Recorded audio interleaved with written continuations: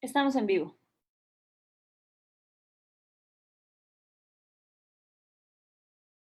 Su micrófono, secretaria. Perdón. Muy buenos días, tengan todas y todos.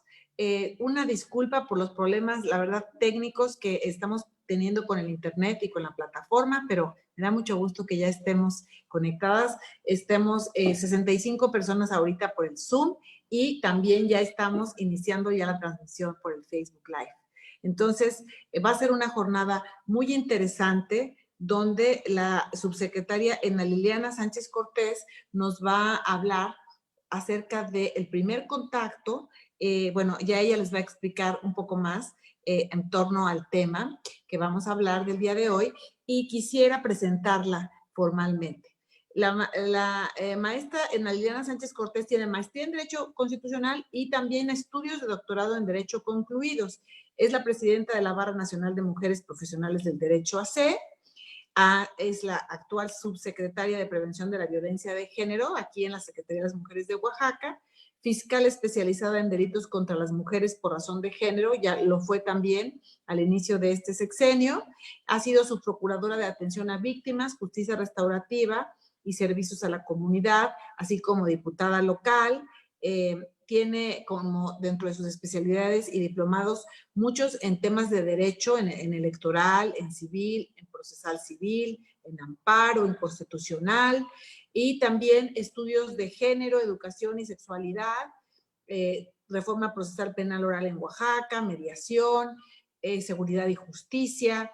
Entonces, bueno, como ustedes ven, es una mujer sumamente preparada, además sumamente comprometida, me consta, y dirige el equipo de la Secretaría de las Mujeres que trabaja tanto en la parte de prevención como en la parte de la atención de las violencias de género contra las mujeres.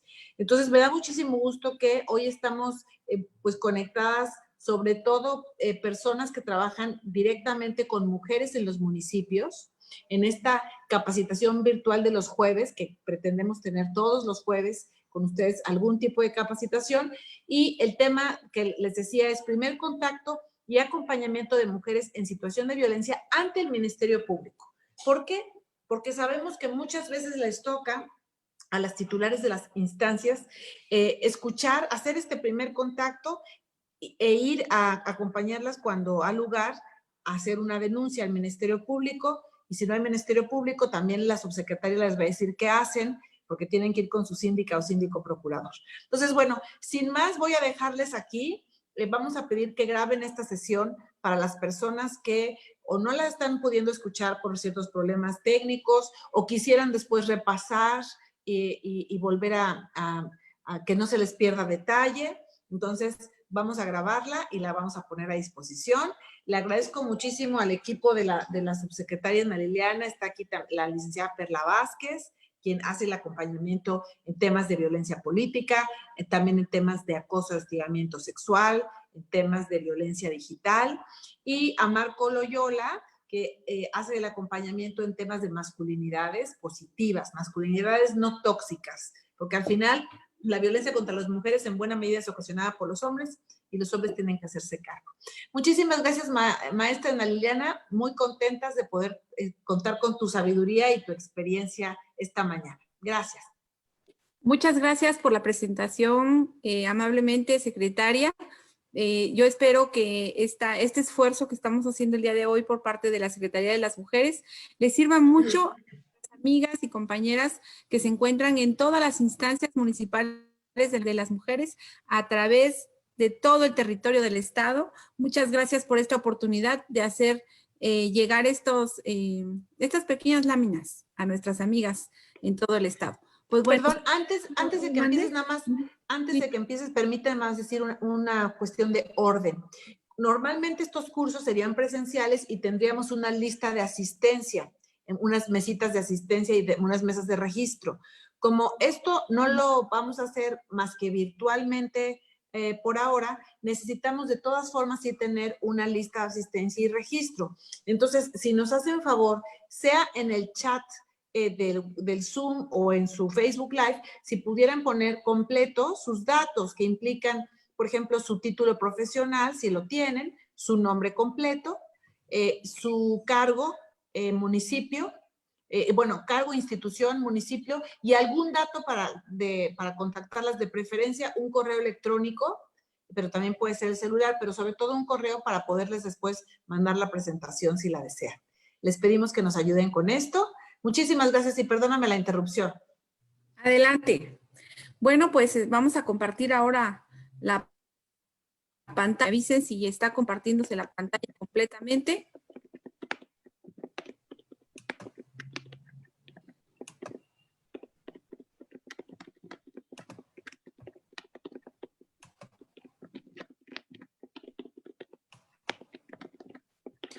¿Ya?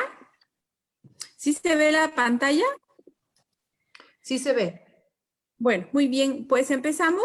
Esta capacitación fue creada especialmente para las compañeras que son titulares de las instancias municipales de las mujeres, pero yo sé que también es una capacitación que les va a ser útil a las compañeras de las unidades de género del gobierno del estado y a todas las mujeres que de alguna manera están cerca de quienes acompañan a víctimas de violencia de género, porque el fenómeno y la dinámica de la violencia de género tiene sus particularidades. O sea, ser víctima de violencia de género siendo mujer no es lo mismo que ser víctima de otro tipo de violencia o de otro tipo de delitos o fenómenos. ¿Qué es el primer contacto? Cuando nosotras empezamos a conocer o a atender o a darle la mano a las compañeras que viven violencia, lo primero que tenemos que hacer es un primer contacto. Eso es lo que pasa siempre, es un paso ineludible. Y entonces, ¿qué es? Nos reunimos o nos entrevistamos con la persona en situación de víctima de violencia y este primer contacto tiene dos fines. Primero, vamos a identificar las necesidades inmediatas de las víctimas. Es decir, tenemos que escucharla para saber qué quiere, qué siente, qué necesita. Y segundo, nosotras ver la forma de que si no ella toma las decisiones, nosotras vamos a tomar las decisiones para salvaguardar su integridad física y emocional. Y aquí les puse, ojo, no es un interrogatorio. O sea, que ustedes, les pido de favor, no se dediquen a preguntar a las compañeras ¿qué fue lo que pasó? ¿Y cómo te pegó? ¿Y dónde te pegó? ¿Por qué? Porque eso es revictimizar. Es una violación a los derechos humanos de las personas en situación de... Cuando nosotras como operadores del sistema estamos haciendo preguntas que no nos corresponde preguntar.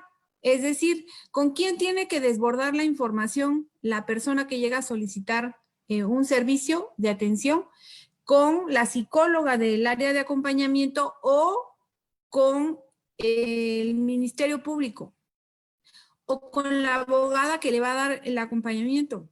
Pero nosotras como primer contacto no tenemos por qué estar interrogando y averiguando. Vamos a dejar que la víctima nos diga lo que necesita decirnos, lo que ella quiera.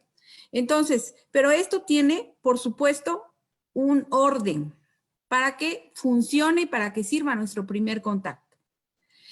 ¿Cuáles son las condiciones que tenemos que tener nosotras para dar la atención victimológica? ¿Qué tenemos que tener? Miren, privacidad. Privacidad, eso es lo primero. He visto algunos lugares donde tienen el área de atención en psicología o el área de atención a primer contacto en público. Están los escritorios y junto está el escritorio del policía y del otro lado está el escritorio de los demás compañeros y eso propicia la falta de privacidad y luego las víctimas no quieren ir o no nos quieren contar lo que en realidad pasa porque las demás personas están en el chisme.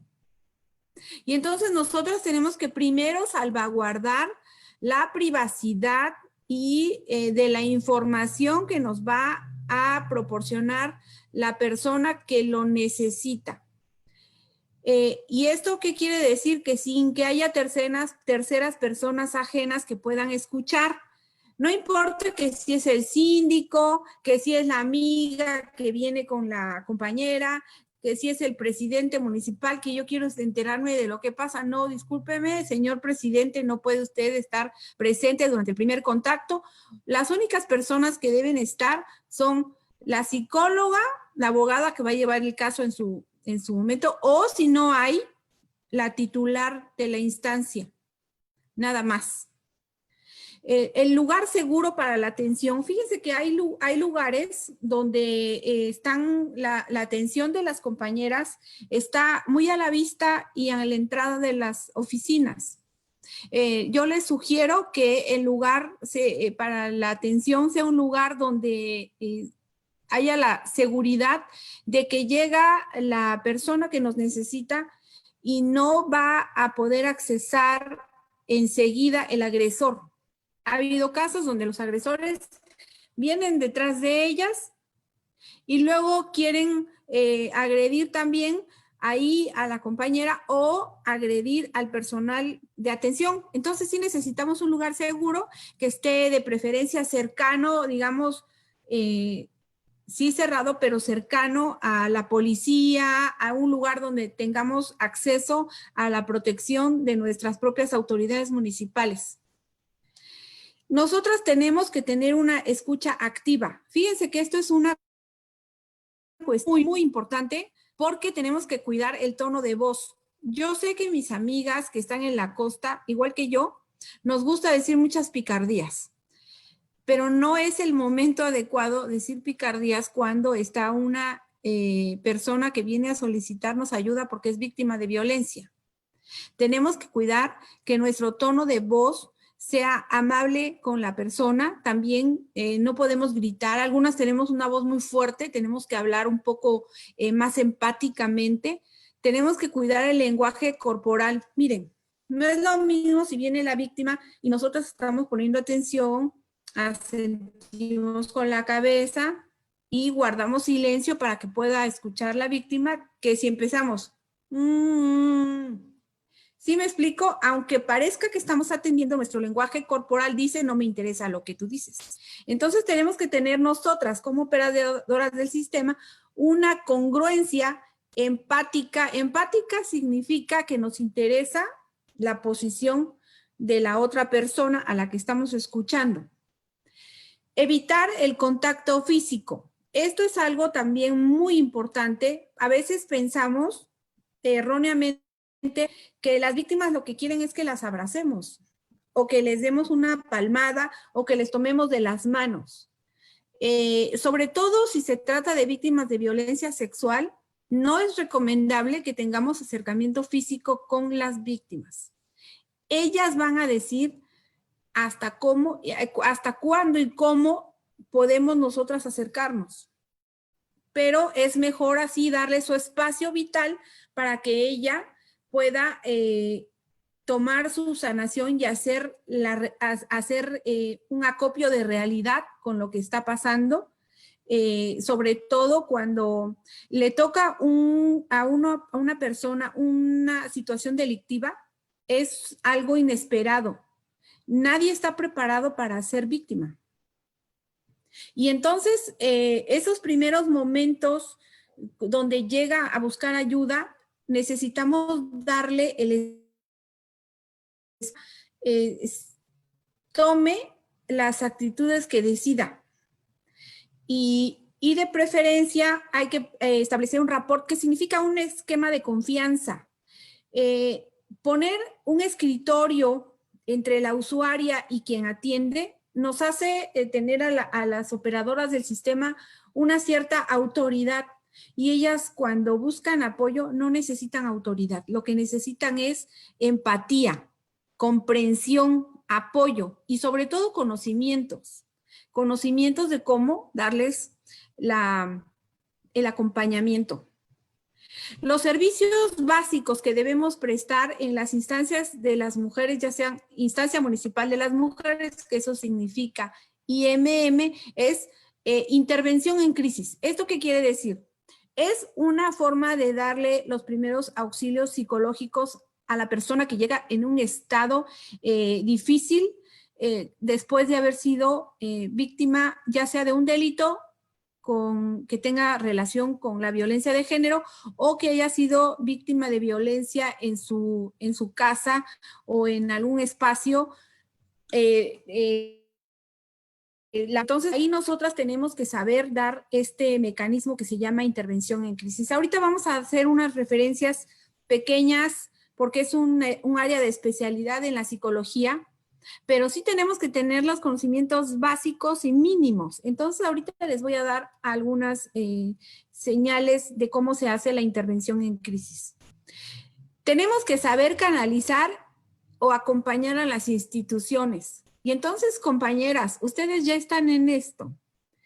Y lo que no está bien es que estemos aprendiendo a base de ensayo-error, porque eso significa tener errores con las víctimas y no podemos cometer ningún error. Entonces, ahí yo les pido que ahora que están en una situación también de emergencia, igual que todos, hagamos nuestra base de datos, nuestro listado, los servicios médicos de emergencia, dónde se encuentra un médico más cercano, cuál es su teléfono, hablar con él para ponerse de acuerdo para que esté a disposición si es necesario, a veces en la noche. También necesitamos saber quién nos recibe un servicio de urgencia. Si necesitamos un momento dado una ambulancia, ¿quién nos la puede facilitar? Hay que hablar con el presidente municipal, hay que hablar con las compañeras y los compañeros de la casa de salud, de la clínica, con el de la jurisdicción sanitaria. Hay que hablarles, hay que hacer una lista de todos los servicios médicos de emergencia que puedan estar a nuestra disposición, tanto en los municipios como a nivel regional.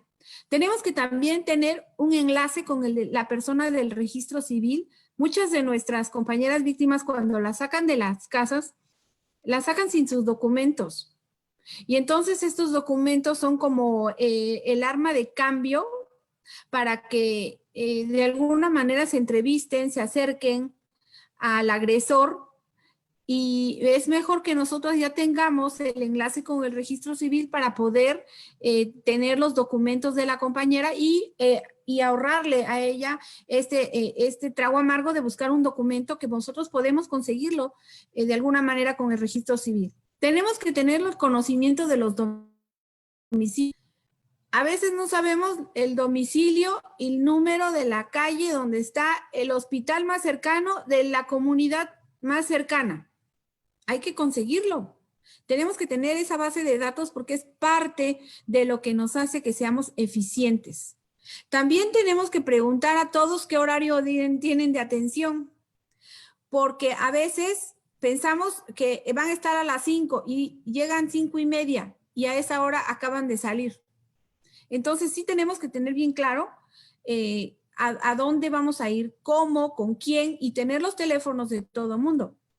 Por favor, hagan este ejercicio. Es un ejercicio que les va a hacer que ustedes den su atención de la manera más correcta y oportuna. También tenemos que tener los teléfonos del Ministerio Público, los domicilios de las agencias del Ministerio Público, sus horarios, tanto también de la Policía Estatal como de la Policía Municipal, de quienes dan seguimiento de órdenes de protección, que son justamente ellos. También tenemos que identificar y buscar redes de apoyo y familiares. Ahorita vamos a ver, en base a qué entrevista, vamos a hacer la identificación y la búsqueda de redes de apoyo familiares, quienes puedan respaldar a la víctima cuando necesite estar fuera de su domicilio. También tenemos que tener bien claro el mecanismo para hacer llegar a las compañeras a los albergues en casos de alto riesgo. Ahorita vamos a ver cuáles son los casos de alto riesgo y cuáles son lo que tenemos que observar para saber nosotras preliminarmente si hay un alto riesgo de que nuestra usuaria pierda la vida o la integridad en caso de volver a su casa. Tenemos que tener también forma de proporcionar la alimentación, transporte seguro y hospedaje temporal en caso de ser necesario. ¿A qué se refiere con transporte seguro?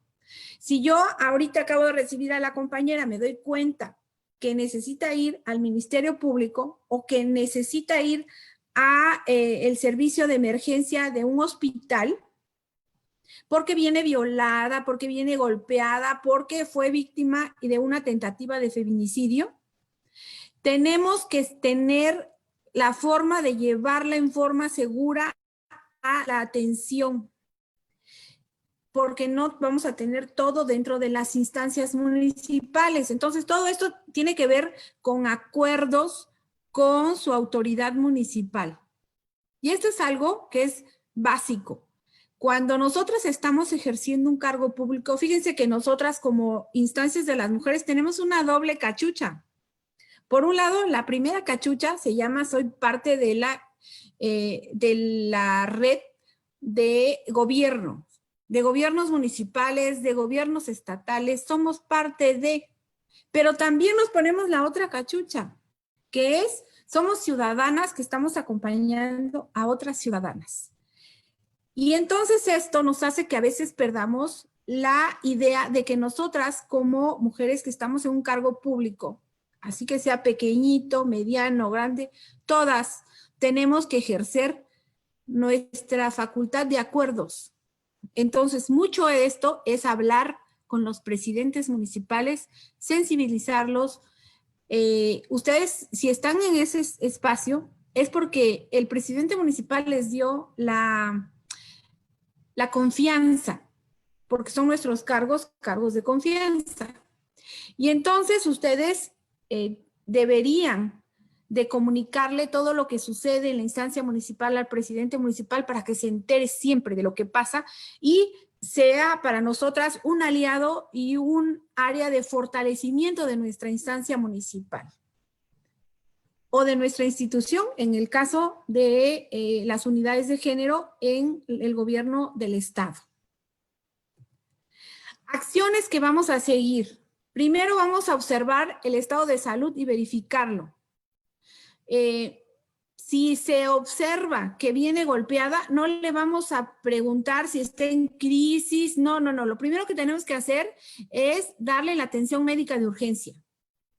Lo primero es la salud. Y nosotras vamos a procurar estar siempre al lado de la víctima. Darle el acompañamiento, eso quiere decir que a la que sí le interesa, que es a ti, a nosotras. Y entonces la víctima a veces no te dice nada, pero sí te está viendo y se siente bien porque estás tú ahí.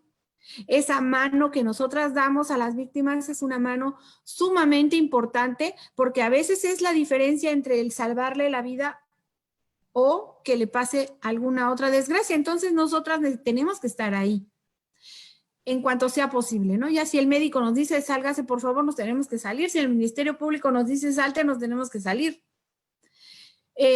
Si hay un estado de crisis, tenemos que tomar las medidas para su atención psicológica de urgencia y para salvaguardar su salud emocional. ¿Esto qué significa el estado de crisis? Vienen ansiosas, lloran, algunas veces vienen desesperadas. Lo que sí es siempre es que las víctimas vienen buscando ayuda porque tienen un desconocimiento de cómo atenderse a sí mismas. Entonces, ¿quiénes somos quienes tenemos que dar el acompañamiento y estar cercanas a ellas? Nosotras. Para estabilizar a las víctimas en estado de crisis se les debe dar orientación. Por eso es que tenemos que tener la base de datos que decíamos hace un momento, porque esta información nos sirve para orientar lo que vamos a hacer con ellas y lo que vamos a hacer juntas para que ella salga de su situación de víctima. Una vez que se estabiliza a la víctima, fíjense que nos pasamos del paso número 5 al 7, ¿ya vieron? Aquí falta el 6. Ahorita vamos a pasar al 6 porque el 6 es un tema muy importante, pero va ahí para que ustedes tomen nota que la orientación va antes de que sea estabilizada la víctima. Hay que identificar lo que provocó el estado de crisis, lo que llamamos el qué pasó. Ahorita vamos a ver eso. y tenemos que obtener los datos generales de las víctimas, informarles de qué atención nosotros podemos darle, las atenciones disponibles en la cuestión de gobierno, y después preguntarles qué tipo de atención requieren para que se les proporcione. ¿Qué es estabilizar a una persona en estado de crisis? Se les recomienda orientarles para que realicen estos ejercicios. Miren, estos ejercicios, lo que se llama la respiración profunda y diafragmática, da un estado de relajación. Es poner las dos manos aquí al frente de nuestro cuerpo y inhalar y después exhalar.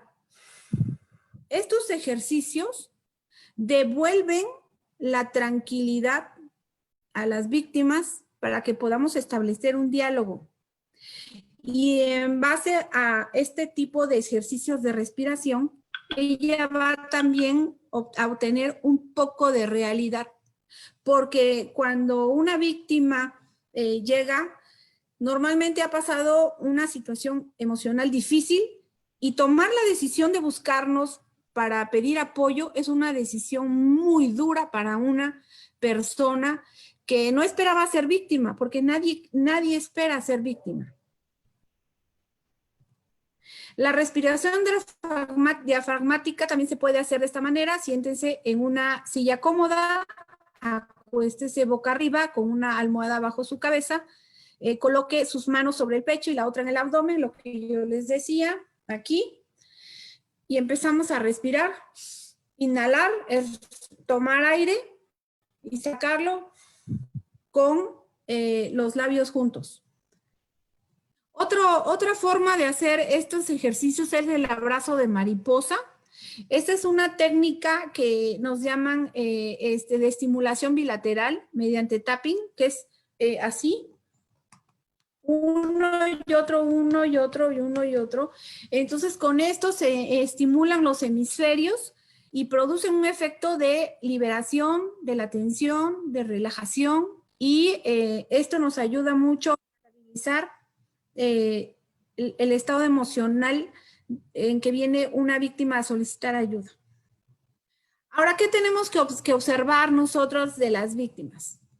Los estados de angustia, de desesperación, y como les decía, lo que siempre tiene una víctima es incertidumbre y desconocimiento. Por eso es que nosotras tenemos que tener la orientación y los datos necesarios para poder acompañarlas. Nunca, como les decía, no están preparadas para asumir los efectos de una victimización.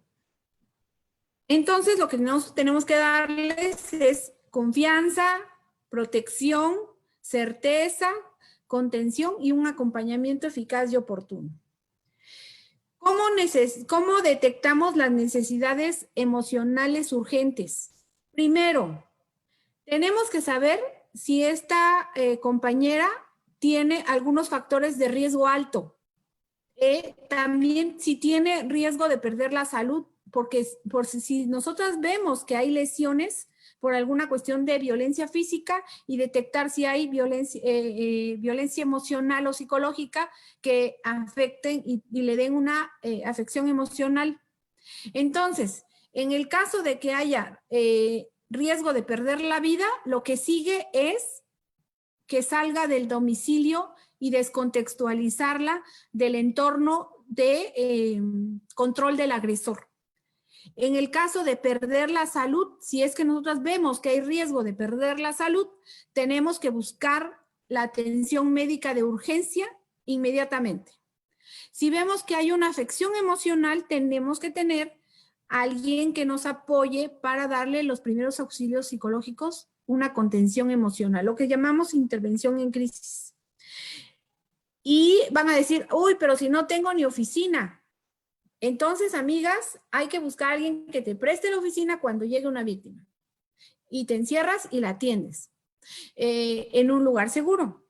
O también, estos servicios pueden ser proporcionados por el área de psicología, si es que tienes, pero si no, por el DIF municipal.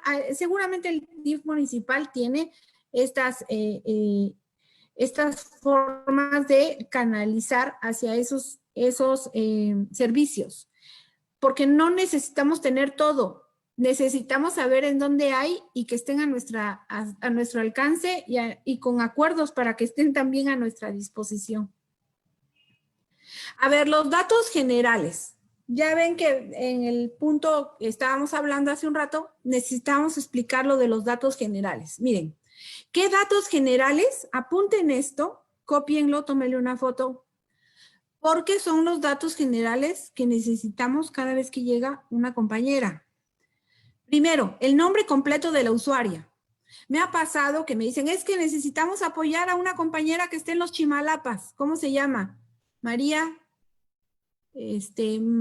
no sé qué. ¿Cómo la apoyo? ¿Cómo hacemos un rescate? ¿Cómo le damos búsqueda? Entonces necesitamos que ustedes investiguen bien el nombre completo de la usuaria y le pregunten. Ahora, si no tiene otros apellidos y parece que no está completo, su nombre completo es con los nombres de un solo apellido. Pero eso lo tienen que ustedes que tener bien claro para que cuando haya alguna necesidad y ustedes ya lo tienen esto, nadie se aprende de memoria todos estos datos, ustedes lleven un registro y un expediente de cada una de las usuarias. El domicilio completo de la usuaria, también el teléfono de la usuaria o de quien la acompaña o sus familiares. Porque también nos ha pasado que dicen, bueno, es que mi familiar está en el Estado de México y me voy a ir para allá. Bueno, ¿cómo le damos seguimiento a esa usuaria? Necesitamos el teléfono de la prima, de la tía que está en el Estado de México, en Chiapas, o en donde la víctima tenga programado pasar todo el tiempo que no, para ponerse a salvo, que no esté con el agresor. Y fíjense, también necesitamos el nombre completo del agresor. Nosotras, como instancias municipales de las mujeres, tenemos que hacer un reporte a al Registro Nacional de Víctimas para que tengan todos estos datos a nivel nacional y podamos nosotras hacer cruces de información. El nombre completo del agresor, el domicilio del agresor, ya sea que viva o no viva con la usuaria, el teléfono del agresor. Miren, a veces, ¿para qué quieren el teléfono del agresor? El teléfono del agresor es muy útil, ¿por qué? Porque por medio de algunos, por ejemplo, cuando hay una tentativa de feminicidio, por decir, el agresor tiene forma de, a través de las tecnologías, ser localizado. Hay mucha información que se da a través de tanto las redes sociales como de la cuestión de telefonía que nos ayudan para poder dar a la víctima y saber nosotras cómo podemos actuar desde las fiscalías.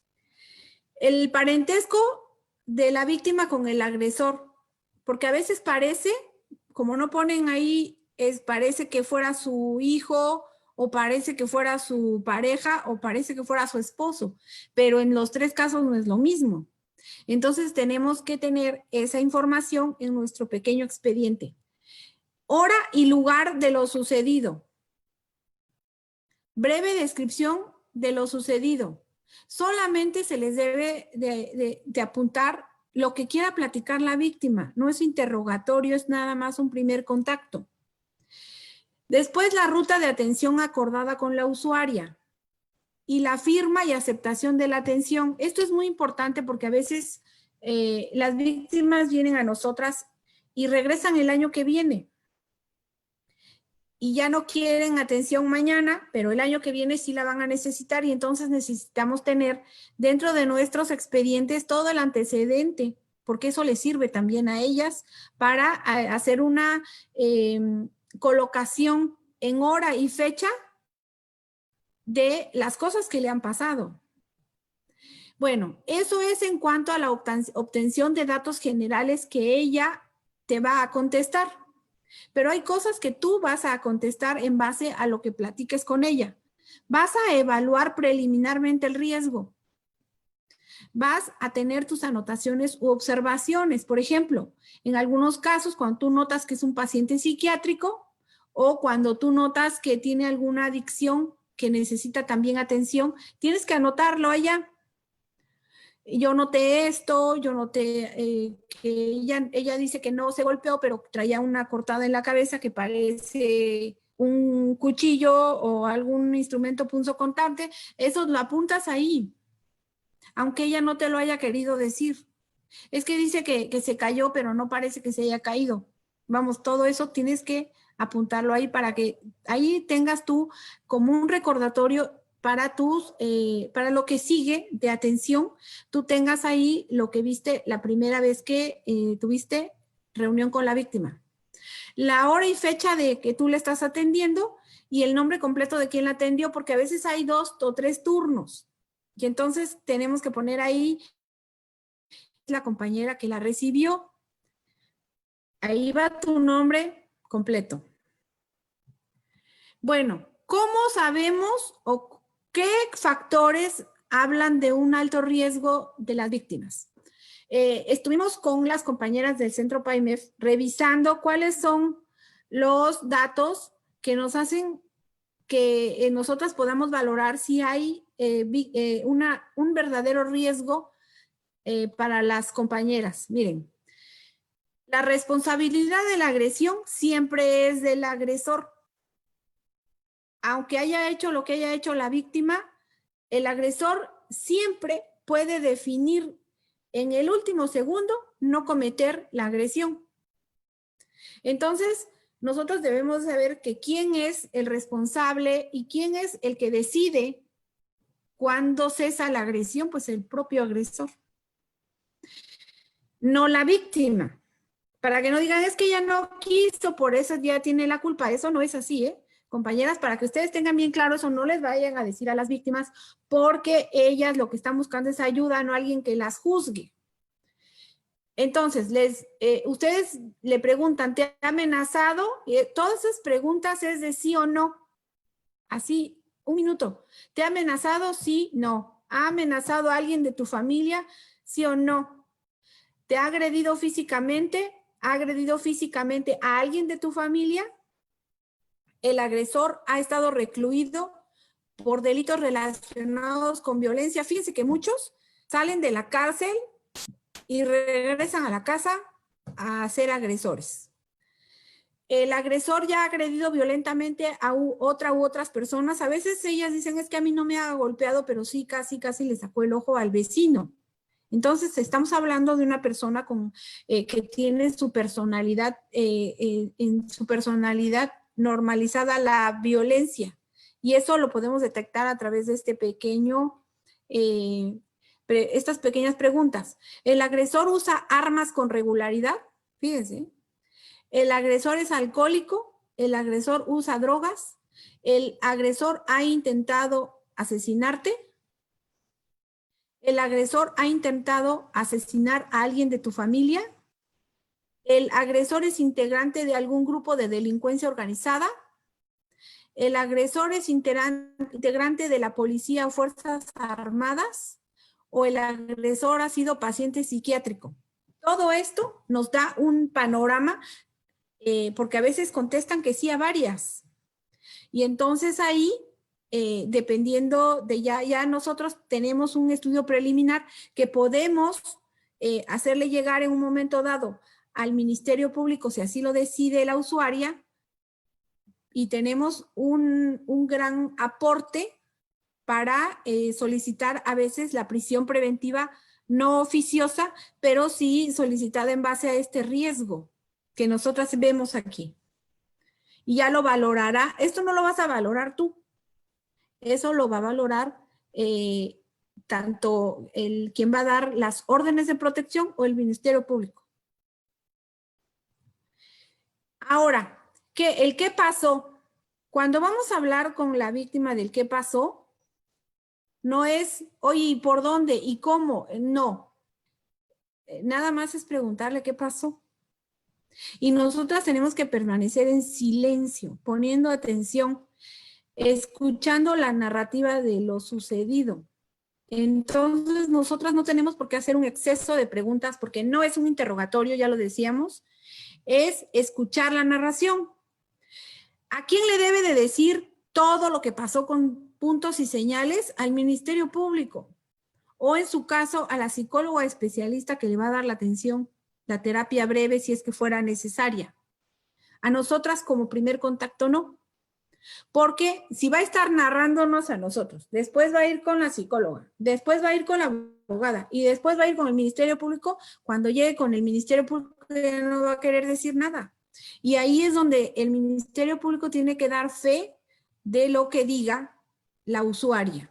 Y entonces nosotras lo que estamos haciendo, si no lo hacemos así, con escucha activa y sin estar preguntando mucho, es revictimizando y cansar a la víctima. Tenemos que conocer también las expectativas de la víctima. Es decir, miren, que llegan las víctimas y dicen, es que yo lo que quiero es no volver a ver al agresor. Y esa es la expectativa de la víctima. ¿Y eso qué significa? Que te tapas los ojos, que lo sacas de la casa, que le levantas denuncia penal y quiere que se vaya a la cárcel, o que se vaya a vivir a casa de su mamá y tú te quedas con la casa, o te quiere salir. O sea, sí dan cuenta, la expresión de la víctima a veces ella misma lo tiene que aclarar. ¿Por qué? Porque eso es la solución que ella propone. Que no es a veces viable legalmente, esa es otra cosa. Pero ahorita de esto, primero tenemos que escuchar lo que ella nos dice. Y ya después nosotras ya encuadramos hacia lo que sí se puede hacer. Fíjense, estamos en el ¿qué quieres hacer? Y entonces ahora te toca a ti, en lo que sigue. ¿Qué podemos hacer y qué vamos a hacer?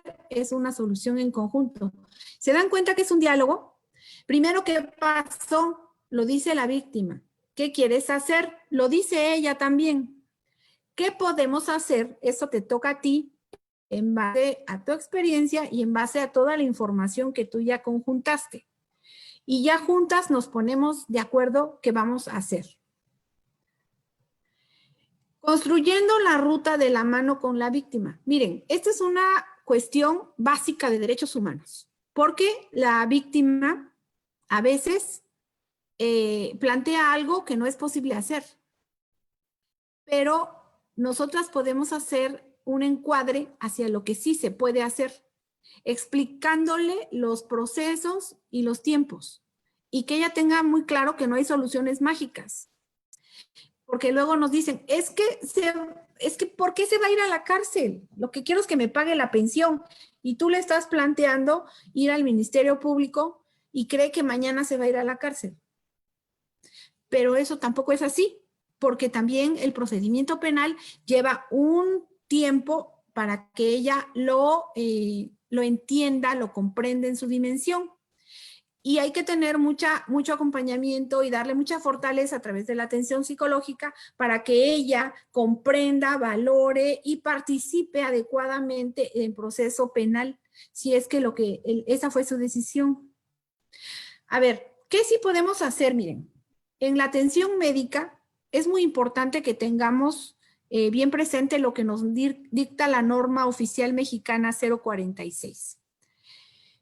Ahorita voy a hacer una explicación específica de la norma oficial mexicana, pero aquí rápidamente se los digo, en los casos de violencia sexual, hay dos puntos importantísimos de la atención médica. En primer lugar, de la atención, ahorita hablamos de la cuestión pericial, que es distinto.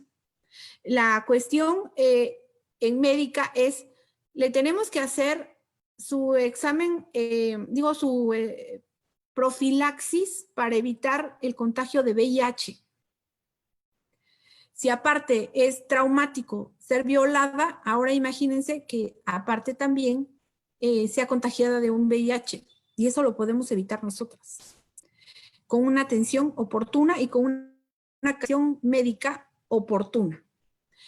Y también tenemos que llevarla en su caso, si es que no fue apenas la violación, tenemos que llevarla, acompañarla hacia la interrupción legal del embarazo si ella sí lo decide.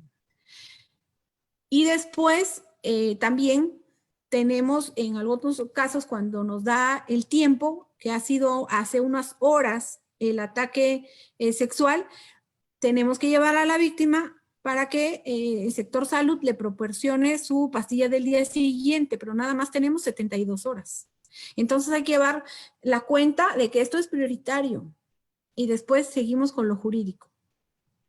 La atención jurídica, también algunas víctimas nos piden atención jurídica ante el juzgado familiar. Y nosotras a veces lo vemos muy fácil. Ay, vamos a denunciar al Ministerio Público y la queremos llevar a fuerzas al Ministerio Público y ella dice, no quiero. Lo que quiero es que me dé una pensión alimenticia y que se vaya de la casa. Porque la casa es mía, porque la casa la hicimos juntos, porque la casa... Hay muchas opciones, ¿eh? Muchas opciones. A veces también hacer la denuncia penal cuando hay violencia hacia los niños y niñas también hay que hacer la denuncia penal en cuanto hacia ellos y ellas para que nosotras podamos justificar después la guardia y custodia por casos de violencia. Fíjense cómo esto es muy importante porque cuando nuestras víctimas van, a veces no quieren ni siquiera hacer el primer acto del proceso penal que es la denuncia. Y después, ya cuando están peleándoles la guardia y custodia porque el agresor se siente una blanca paloma, como para pedir todavía la guardia y custodia, nosotras no le sugerimos que hiciera la denuncia. Entonces tenemos que hacerlo, es muy útil. Los juzgados familiares valoran los contenidos de las denuncias cuando se les solicita a través de un mandato judicial. Aunque sea en el área penal, en el área familiar se valora lo que haya pasado. Entonces, por eso es que es importante que sí se den todos estos acompañamientos. La atención jurídica victimal en la vía penal, ya lo decía, es primero la denuncia, la realización de periciales. Miren, cuando hay una compañera que ha sido violada, es indispensable que se le lleve al médico, pero al médico legista, que está adscrito normalmente, es lo que debería de ser teóricamente adscrito al Ministerio Público. Pero la realidad es que los servicios periciales no siempre están en la misma oficina que la oficina de los ministerios públicos. Entonces, nosotras tenemos que prever el traslado de esa compañera. Por decirlo, el evento sucedió, por decir, en Jamiltepec. Y los servicios periciales están en Puerto Escondido. Entonces, la tenemos que llevar. Tenemos que prever eso como instancias municipales, porque a veces este tipo de apoyo, como es que se tiene que hacer de inmediato para que les hagan los exámenes ginecológicos y proctológicos, las tenemos que llevar a trasladar antes de que se pierdan los medios de prueba y quede impune esta persona, porque nosotras no lo hicimos rápido. Porque si estamos esperando en alguna comunidad que llegue el servicio pericial, la verdad es que vamos a tardar mucho y a veces vamos a perder estos medios de prueba que son importantes para que se le impute el delito a ese agresor. Y lo que les decía yo, el suministro de la pastilla del día siguiente para evitar embarazos producto de una violación. Y ahí tenemos que acordar con ellas, porque a veces las compañeras que han sido violadas nos dicen, no quiero denunciar. ¿Y qué debemos hacer? A ver, cuando nosotras vemos riesgo del perder la vida, ¿quiénes tenemos que hacer la denuncia? Hay que hacerlas nosotras. ¿Qué vía tenemos? El 089 de las vías de las denuncias anónimas, donde podemos ir describiendo todo esto que nosotras estamos leyendo aquí, describirlo y hacer nosotras la denuncia anónima. Eso le va a servir a la víctima tarde o temprano.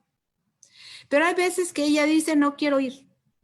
¿Por qué? Porque el que me violó fue mi hermano o mi tío y me da vergüenza, mejor me aguanto y no quiero, no quiero. Y cuando la víctima no quiere, pues entonces quiere decir que el primer paso para nosotras no es la denuncia penal, sino el área de psicología para fortalecer a esa compañera y seguir insistiendo en que llegue a la denuncia. Porque a través de todo este proceso ella se fortalece, nosotras la acompañamos a la denuncia y esto no vuelve a suceder ni con ella ni con otra persona. Bueno, un anexo número 1. El anexo número 1 habla sobre la norma oficial mexicana 046. Son los criterios para la detección, prevención, atención médica y la orientación en los servicios de salud en general. Esta norma oficial mexicana, en primer lugar, la tiene que aplicar esta norma oficial mexicana tiene unos formatos donde el personal de salud tiene que apuntar todo lo que le va diciendo la usuaria. A veces llegan golpeadas, lastimadas, violadas o víctimas de una tentativa de feminicidio al sector salud. Y gracias a este formato, que aparte después tiene que pasarlo, por oficio tiene que pasarlo, digamos oficiosamente, tiene que pasarlo al Ministerio Público, es decir, servicios de salud tiene que dar aviso al Ministerio Público de que tuvo una atención relacionada con violencia familiar o violencia sexual. Y entonces eso hace que del sistema de salud pase la denuncia al sistema de justicia. Las instituciones responsables de darle seguimiento a esto son primero los servicios de salud de Oaxaca, la Fiscalía General del Estado como Ministerio Público, también Seguridad Pública Municipal, porque muchas veces son ellos quienes tienen conocimiento de esto, de que sucede esto y que llegó al sistema de salud, y ellos deberían de tomar este documento y a través de la sindicatura municipal llevarlo a el Ministerio Público para que inicie carpeta de investigación y estos hechos no queden impunes. También dentro de las acciones importantes que prevé esto es el registro, la canalización y todo, y el acceso a la interrupción legal del embarazo. A ver, algo que es importante aquí es el acceso a la interrupción legal del embarazo es hasta las 12 semanas de gestación, pero en caso de violación, las menores hasta los 12 años pueden decidir por sí mismas si se lo realizan.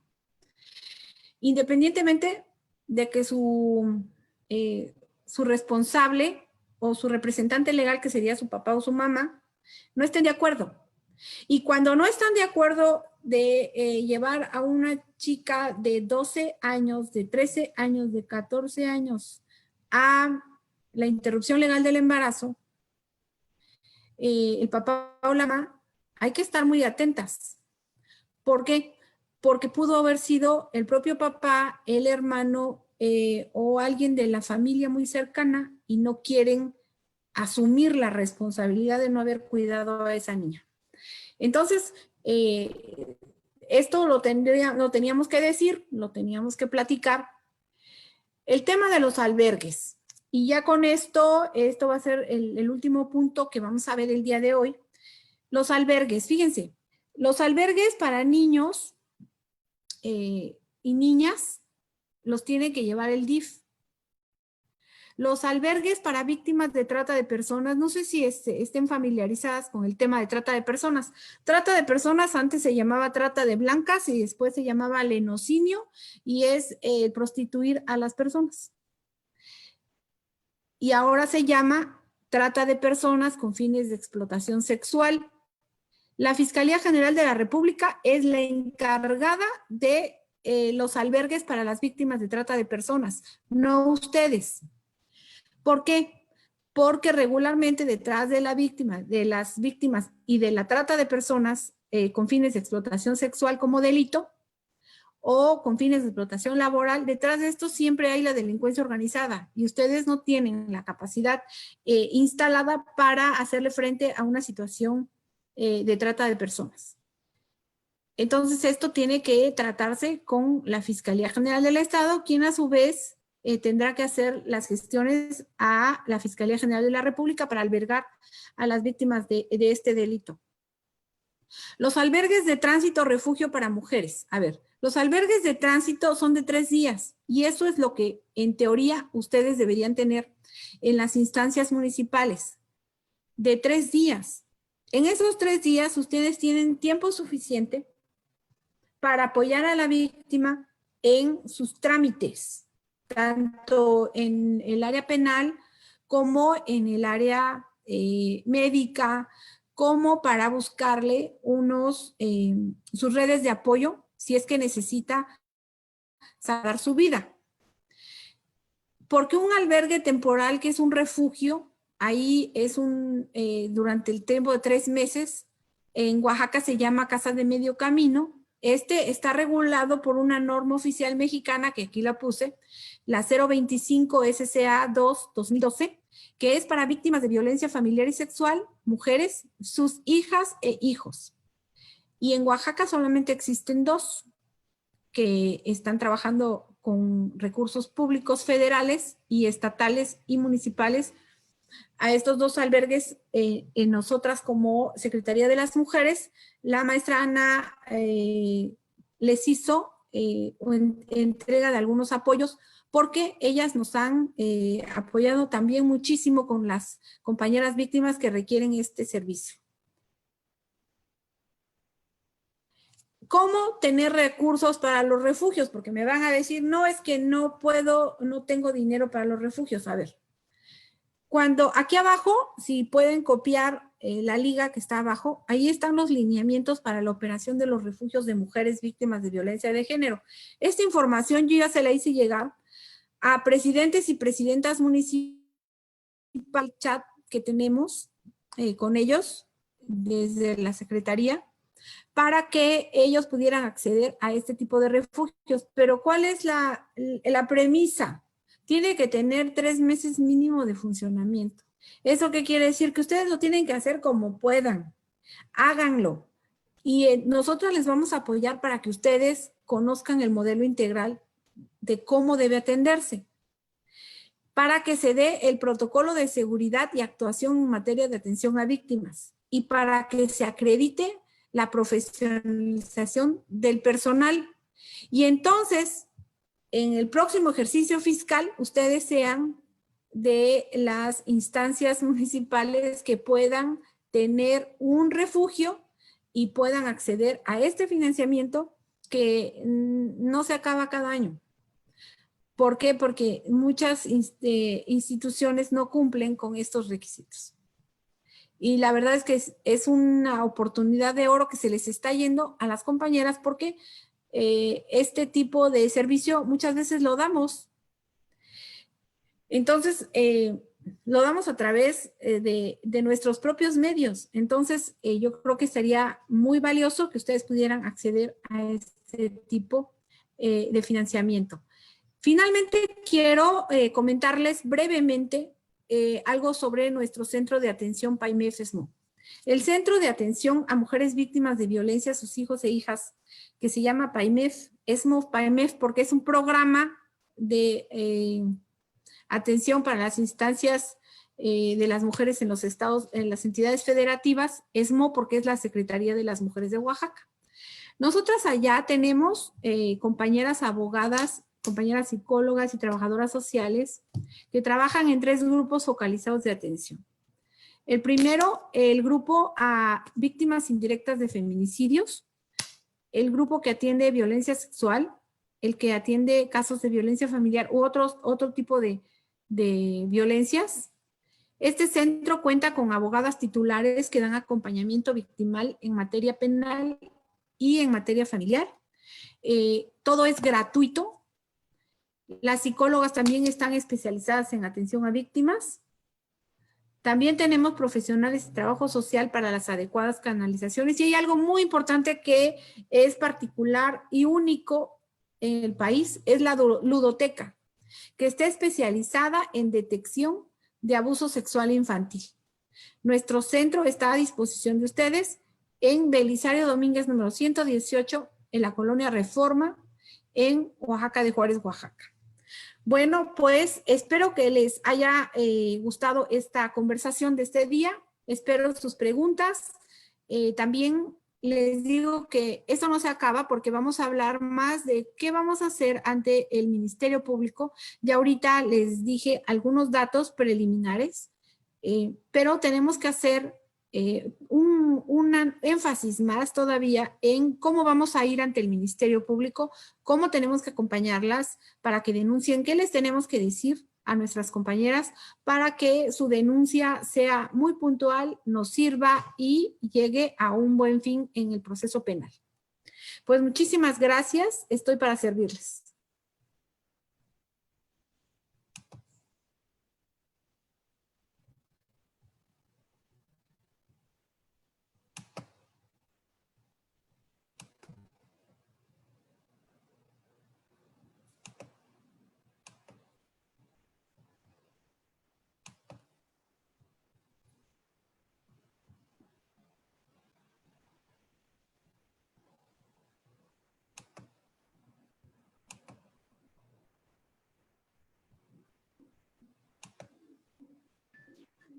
Hola a todas, todos los participantes, todas las participantes. Si gustan hacer alguna pregunta, pueden levantar la mano y nosotras monitoreamos desde acá para cederles la palabra.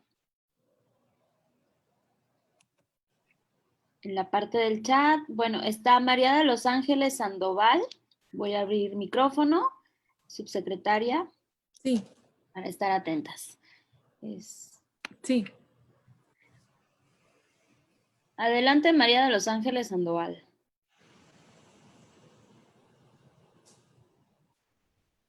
Maestra Egna, muy buenas tardes.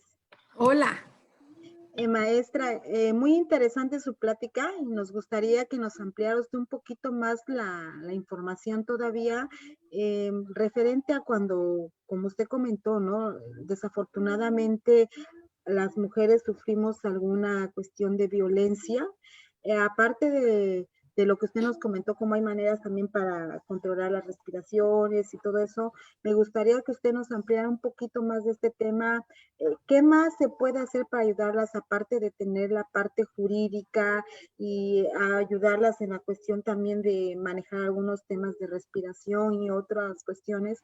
¿Qué más nos puede usted aconsejar como personas que trabajamos con ellas para poderlas ayudar un poquito más en este tema? A ver, lo de los ejercicios de respiración es para estabilizar las compañeras que vienen en crisis.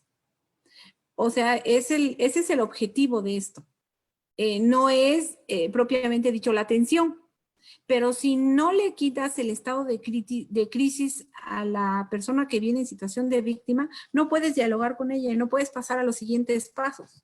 No puedes valorar su estado, no puedes plantear una ruta de atención con ella. Y el cúmulo de información que tengas de a dónde acudir. Entonces, por eso es que esos ejercicios sirven para estabilizar a las personas que vengan en una situación de crisis. A veces las víctimas ya pasaron la crisis ellas solas y ahora vienen a pedir ayuda, a pedir información. Y entonces nosotros tenemos que detectar cómo viene la persona en situación de víctima para ver si le tenemos que dar una atención diversa.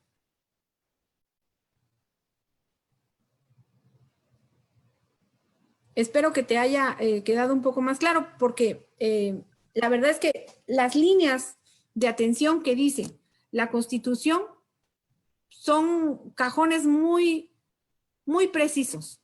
En primer lugar, la atención médica, la atención psicológica, la atención jurídica y la atención de trabajo social. O sea, son 4 líneas de trabajo que tienen sus protocolos muy específicos.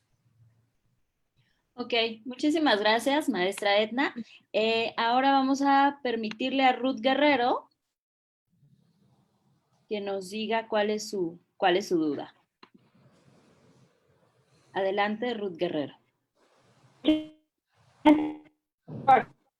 Una duda específicamente, sino dar mi agradecimiento al espacio que nos ha proporcionado la maestra Edna, que me pareció una capacitación estupenda porque lo ha detallado de una manera tan precisa que nos ayuda a aterrizar o a corroborar si efectivamente estamos haciendo el acompañamiento adecuado. Algo que me gustaría aportar desde mi experiencia cuando estuve acompañando a mujeres víctimas de violencia, aportaba con una herramienta que es la logoterapia, que nos ayuda a trabajar el sentido de vida. Entonces es importante hacerles saber también a las mujeres cursos para que aplicamos también en nuestro instituto, que es, Víctor Frank nos decía que el humano lo ha perdido todo, ¿no? Entonces a las mujeres es muy importante también, cuando llegan en crisis o no en crisis, dentro de las terapias que se les están brindando, se les proporciona.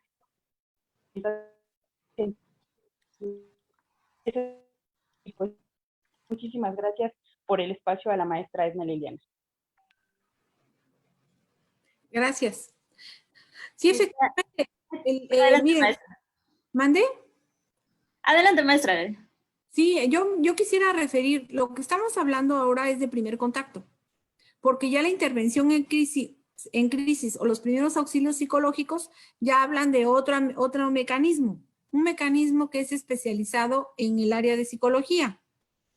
Y entonces ahí es donde tenemos que apoyar a la víctima, que entienda que no, las víctimas no tienen la culpa de los hechos que sucedieron, estabilizarla, pero también ayudarle a tomar sus decisiones más cercanas y a preservar su vida. Entonces, las decisiones más cercanas es qué voy a hacer hoy, qué voy a comer hoy, dónde voy a dormir hoy, cómo voy a vivir ahora con mis hijos y mis hijas. Cómo me voy a proteger de ahora en adelante de ese agresor. Entonces, todo ese proceso, que es un proceso de psicología especializada, lo tiene que dar alguien que sea profesional en el ramo.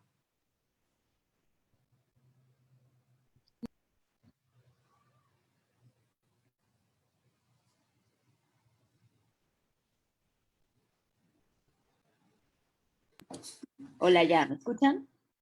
Muchísimas gracias, subsecretaria. Ahora vamos a permitirle a Catalina, síndica municipal, así está registrada, a que le haga una pregunta. Adelante.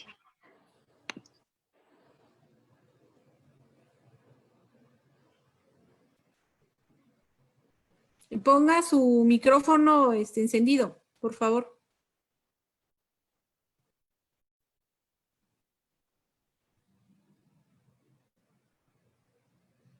Está apagado su micrófono. Me parece que... Sí, buenos días. ¿Sí? Hola, buenos días. ¿Sí? Muy buenas tardes, licenciada. Pues buenas le agradezco por esta capacitación que nos ha dado, ya que nos va a ser de mucha importancia. Pero yo quiero hacerle una pregunta. Sí. ¿A qué instancia podemos recurrir cuando en una familia existe agresión por parte de un hijo, pues que es drogadicto hacia su madre, donde ella está sufriendo amenazas, pero ya nos informamos por parte de las instancias, por parte de la fiscalía, y la verdad es muy difícil porque pues aquí ya ve que no se cuenta con una instancia donde el chico pueda recibir la ayuda. Tendría que ser de manera particular, pero dice su mamá que ya lo anexó y le salió muy grave, que ahorita ella ya no cuenta con los recursos para poderlo anexar. Y la verdad sí está sufriendo una situación muy difícil la mamá con su hija. Sí, a ver, es una situación, vamos a ponerlo en diferentes situaciones. Hay violencia familiar, porque la violencia familiar no nada más se da de las parejas hacia su cónyuge o su concubino, sino se da de mamá a hijos, de hijos e hijas a la mamá, entre primos, entre tíos y todos viven juntos. O sea, o entre cónyuges también. Bueno, de manera que aquí es un caso específicamente, jurídicamente hablando, estamos hablando de violencia familiar.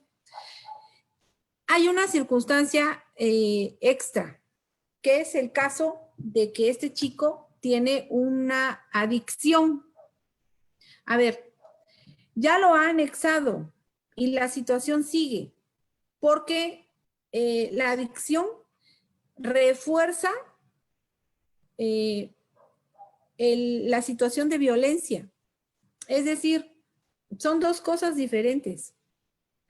Si la mamá lo denuncia, puede hacer que el chico vaya privado de su libertad y la deje de agredir.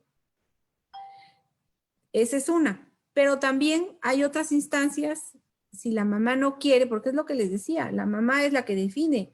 Ahí, si la mamá puede canalizarla usted, por ejemplo, al Centro de Integración Juvenil, relacionado con atención a jóvenes, ahí no les cobran, pero no sé en qué municipio está usted. Y el Centro de Integración Juvenil está aquí cercano a el Hospital de Especialidades en San Bartolo, Coyotepec. Y si ustedes se acercan allá, le pueden dar una atención específica al joven, pero en lo que hace a su adicción. Hay otra cuestión en paralelo que tiene que tratarse relacionada con su violencia. Entonces, eso podemos también sugerirles que se acerquen con el Centro de Reeducación para Hombres que Ejercen Violencia, que está en la Secretaría de Seguridad Pública. O sea, son dos procesos paralelos, ¿eh? Y por otro lado, es indispensable que la mamá y quienes sufran violencia en esa familia, porque seguramente no nada más es en contra de la mamá, es previsible que la demás parte de la familia también esté sufriendo violencia por parte de esta persona que es drogadicta. Ellas lleven un proceso de atención y fortalecimiento psicológico, porque el ser víctima te imposibilita muchas veces a pensar en que la atención está después de que tú decides asumirte como víctima y que decides buscar. Entonces, la mamá está buscando ayuda para su hija, para su hijo, pero no está buscando ayuda para sí misma. Y eso también hay que hacerlo y hay que apoyarla a ella para que reciba atención psicológica. Muchísimas gracias, subsecretaria. Bueno, ya para ir cerrando, no sé si tenga algo más que comentar. Hemos cerrado también la parte ya de preguntas. Entonces, si tiene algo más que comentar ya para ir cerrando este tema, adelante. Vi una pregunta de la compañera Guerrero sobre qué hacer cuando hay pacientes psiquiátricos. Los pacientes psiquiátricos no van dependiendo del nivel, ¿no? Del nivel de trastorno psiquiátrico que sea, porque no todos los trastornos psiquiátricos son iguales. Dependiendo de eso, se le puede dar la atención. ¿Cuál es el tema? Que a la instancia municipal de las mujeres no le corresponde dar la atención a agresores que tienen un trastorno psiquiátrico. Eso le corresponde al DIF. Entonces hay que canalizarlo y que ellos le den la atención. Miren, ¿qué hicieron en un caso? En mi colonia, había un paciente psiquiátrico que hacía un escándalo aquí, golpeaba a unas mujeres. ¿Qué hicieron? Vino la instancia municipal de las mujeres, lo llevó al DIF municipal. El DIF municipal se encargó de buscar a sus familiares y le dieron atención psiquiátrica ya a través del DIF del estado, de donde era este chico, porque era de Chiapas. Entonces lo llevaron allá, lo entregaron y todo, y ya lo están atendiendo allá. Entonces, eso lleva otros mecanismos y otros procesos, porque no todos los pacientes psiquiátricos tienen la misma enfermedad.